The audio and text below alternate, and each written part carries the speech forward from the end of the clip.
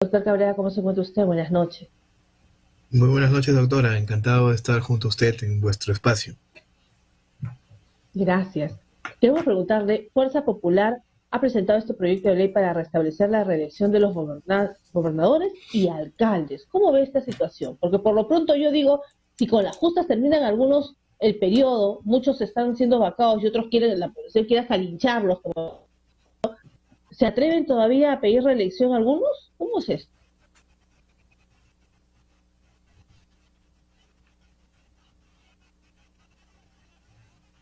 Yo creo que forma parte de política. Recordemos que esos 2020 y 2020 se presentaron ser siete legislativas con el mismo objetivo. ¿Por qué estrategia política? Porque recordemos que nos encontramos a puertas de elecciones, ¿no? Es muy probable que esta situación busque que en el camino se puedan abrir espacios para las reelecciones de ciertos candidatos y eso genere como consecuencia directa la posibilidad material de que estos en su momento puedan optar por una reelección. Y esto sin duda tiene un objetivo político, ¿no?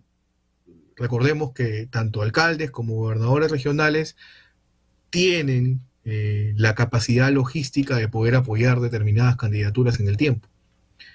Y eso pues genera definitivamente compromisos y lealtades que no necesariamente se alinean a los intereses de la nación en general.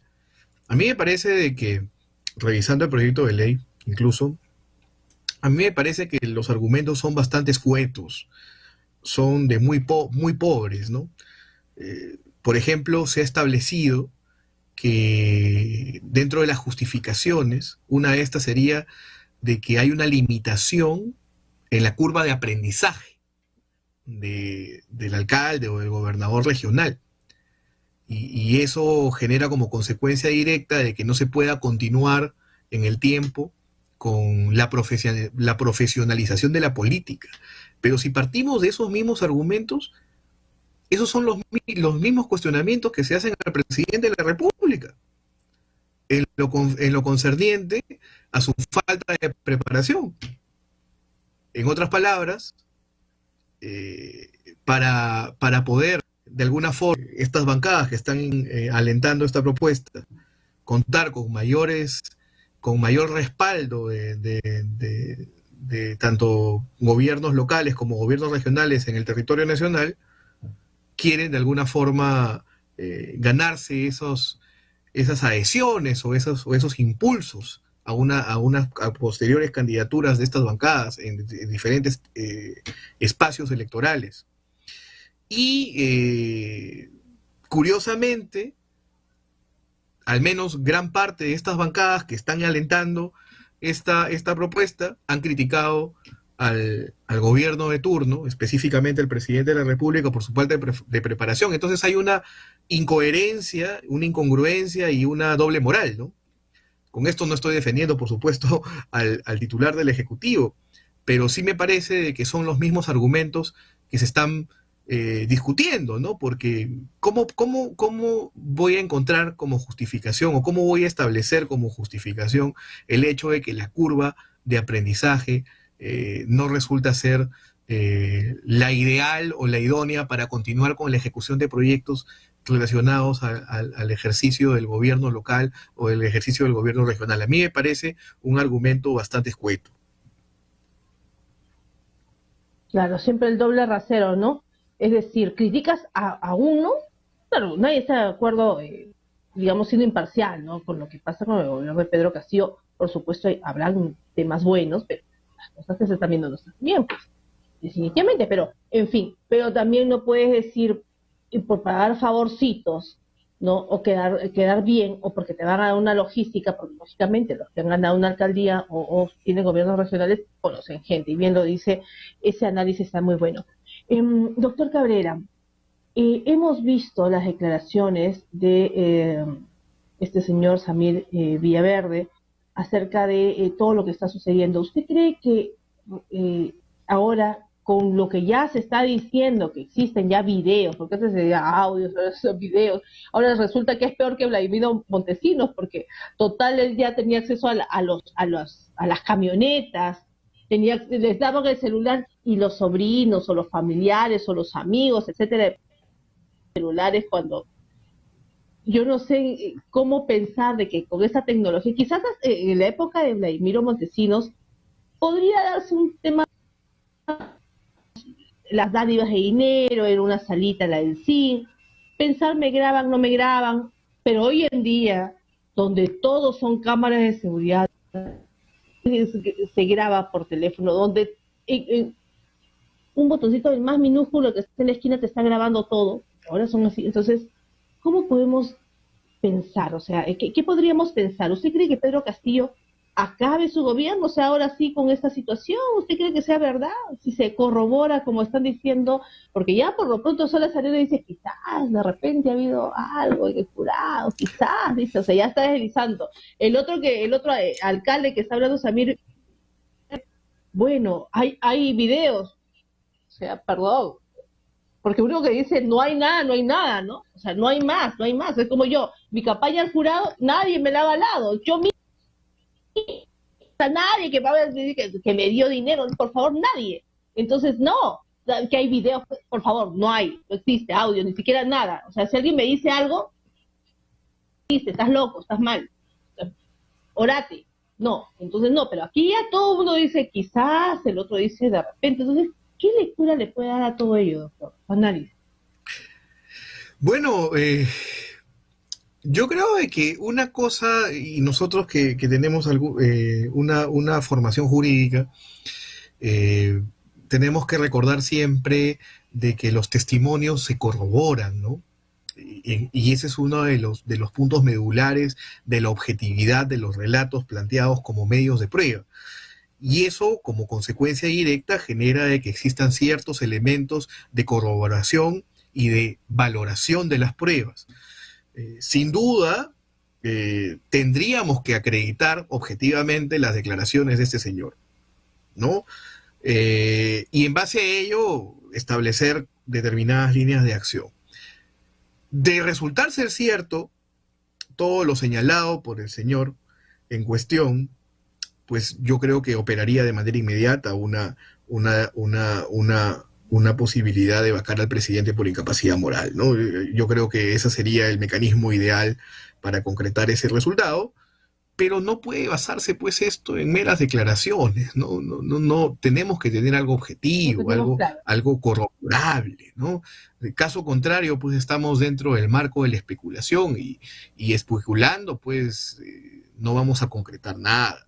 Ahora, de que el presidente Castillo llegue a culminar su gobierno, pues es una pregunta bastante curiosa.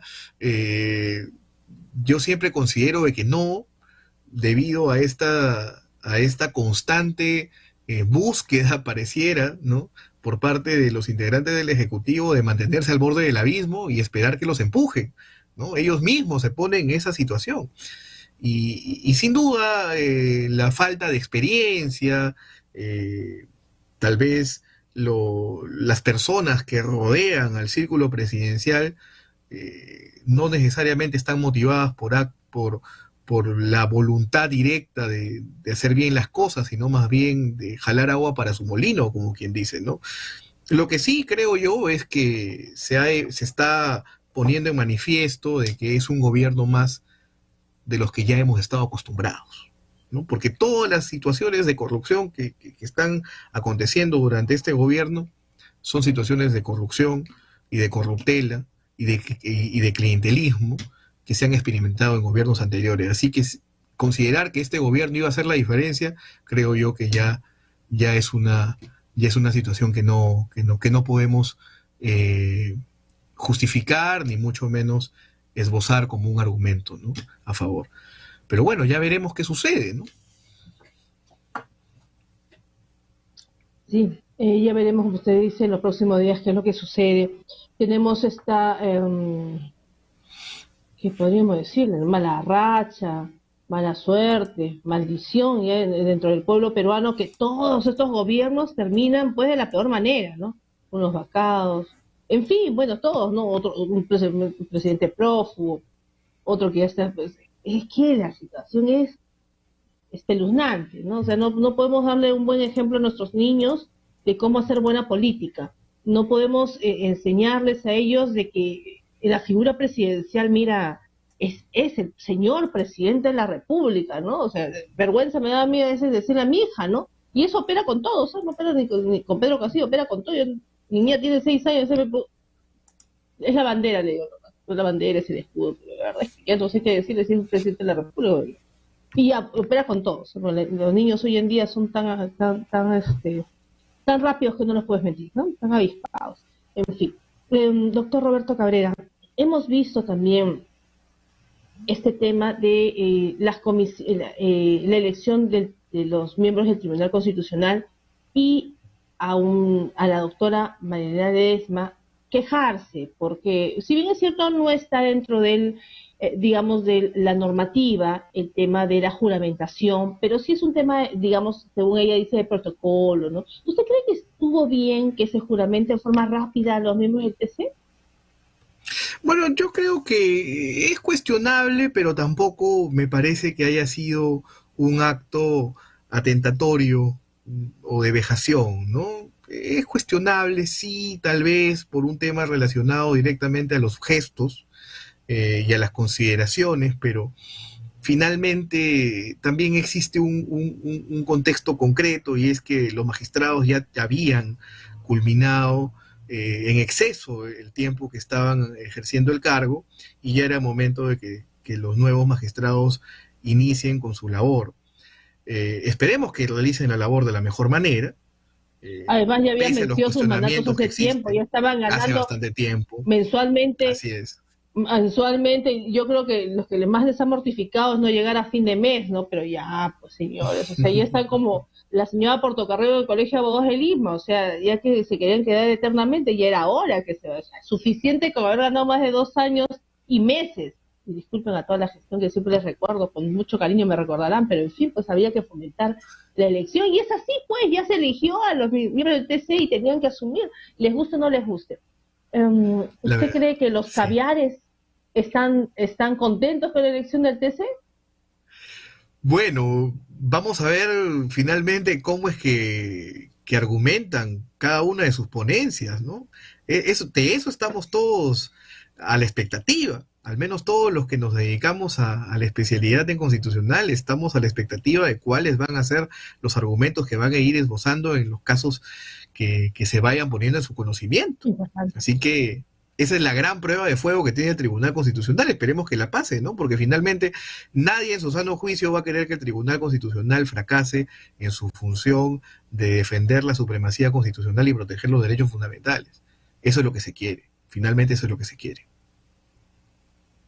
Y la pregunta del estribo, doctor Cabrera, es, se está viendo que existen ya planteamientos para disminuir el tiempo de gobernabilidad del presidente de la República. ¿Usted cree que prospere esto? O sea, bueno, es que como ya casi ni llegan a los 5 años, entonces ya aparentemente uno ya no va a llegar ni al año y medio, ni a los 2 años, creo. Entonces ya de 5 se va a bajar a 3, a 2, vamos a ver cómo nos va. ¿Cómo sería esto? O sea, porque también es una falta, ya llama risa, pero de verdad es que ya, ¿cómo podemos tomar si siempre un rumbo de un país tiene que tener al menos un plazo mínimo, ¿no? No mediano, quizás de 10, ni largo, de 15 años, de 20, pero al menos 5 era el promedio, para que pueda haber el primer año, pues, hasta que algunos aprendan, o otros se acuerden, otros vean qué van a hacer, y bueno, en fin, van viendo el tema del planteamiento político, la organización del país. ¿Pero usted cree que sería idóneo bajar este tiempo? Bueno, gran parte de los países establece un plazo de 4 años, ¿eh? Incluso en el borrador de la Constitución chilena se ha establecido 4 años. En otros países también se ha establecido de esa manera. Puede resultar ser interesante hacer un análisis mucho más profundo sobre ello, pero a mí me parece oportuno señalar lo siguiente. Yo creo que es momento, si nosotros hacemos un análisis de las funciones que tiene el presidente de la República, vamos a darnos cuenta que sobre él recae 2 tipos de funciones, de representación estatal y de ser directamente el jefe de gobierno. Y yo creo que es momento de plantearnos la necesidad de separar esas dos funciones y darle mayor protagonismo al presidente del Consejo de Ministros para liderar los contextos de realización de las políticas generales gubernamentales. Y sería muy interesante incluso que la elección del presidente del Consejo de Ministros como jefe de gobierno y pasar al presidente de la República como un representante del Estado sea consensuada con las bancadas. De esa forma no estaríamos tal vez ante tantas interpelaciones, censuras y un largo etcétera.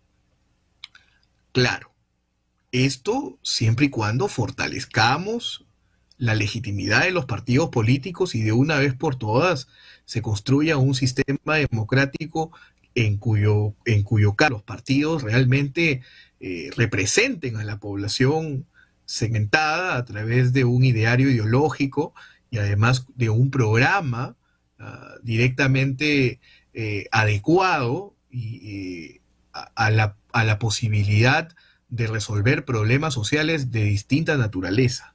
Yo creo que antes de hacer cualquier tipo de cambio hay que fortalecer el sistema de partidos políticos en el Perú. Esta atomización excesiva que tenemos en el país no genera ningún tipo de garantía para construir espacios de diálogo. Muy por el contrario, la atomización genera como consecuencia una muy poca probabilidad, muy escasa probabilidad de concretar los objetivos de consensuar y de establecer las mejores ideas para contribuir a la resolución de los conflictos de intereses y demás problemas sociales que tenemos en nuestra sociedad. Y eso también desalienta la participación política ciudadana. Así que yo pienso que antes de establecer este tipo de situaciones directamente relacionadas a volvernos a plantear la reelección, a plantearnos el tema de la disminución de los años de ejercicio presidencial y un largo etcétera, es momento de hacer cambios serios en nuestro sistema de partidos políticos.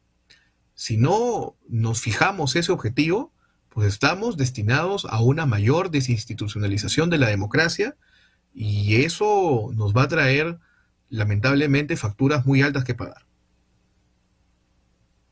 Doctor Roberto Cabrera, volvemos nuevamente al papel fundamental que tiene el Jurado Nacional de Elecciones y el Pleno del Jurado Nacional de Elecciones para el fortalecimiento, la fiscalización de los procesos electorales, claro está, y el fortalecimiento y de los partidos políticos, es decir, llevar, pues darle las pautas, trabajar en conjunto, porque al fin y al cabo los partidos políticos son aquellos de los cuales van a salir los futuros, pues, regidores, gobernadores, presidentes de la República, en fin. Entonces, si vemos, pues, que estos partidos políticos están endebles, no realizan su trabajo conforme dice su ideario político, entonces estamos perdidos, pues. O sea, seguimos perdidos y seguiremos navegando sin rumbo, navegando con unos partidos que no están correctamente consolidados. Y sobre todo entender que vivimos una democracia. En fin, veremos pues, ojalá que en algún momento se dé esto. Y yo siempre digo que la madre del cordero está en el Jurado Nacional de Elecciones. Siempre le achaco yo ese tema porque ellos tienen que coordinar todo, porque ellos son los que establecen las reglas de juego. Y no tan solo las reglas de juego es para mis amigos todo y para mis enemigos nada. Todo debe ser por igual. En fin, doctor Roberto Cabrera, como siempre un placer tenerlo acá en el programa, le agradezco su participación. Muy buenas noches. El placer ha sido todo mío. Muchísimas gracias. Buenas noches. Gracias, ha sido el doctor Roberto Cabrera, abogado constitucionalista,